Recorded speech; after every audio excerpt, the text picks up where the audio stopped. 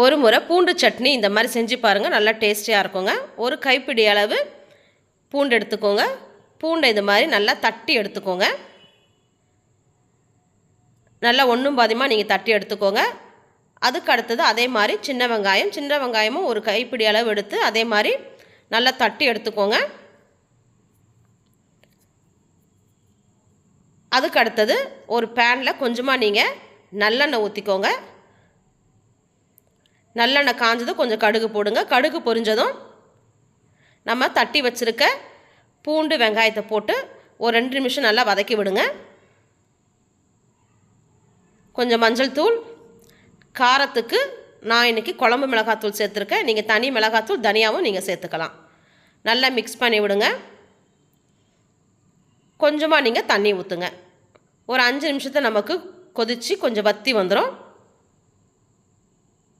தேவையான அளவு உப்பு, கருவேப்பிலை சேர்த்துக்கோங்க. பாருங்கள், நமக்கு நல்லா வற்றி வந்துருச்சு. அவ்வளோதாங்க, நமக்கு டேஸ்டியான பூண்டு சட்னி ரெடி.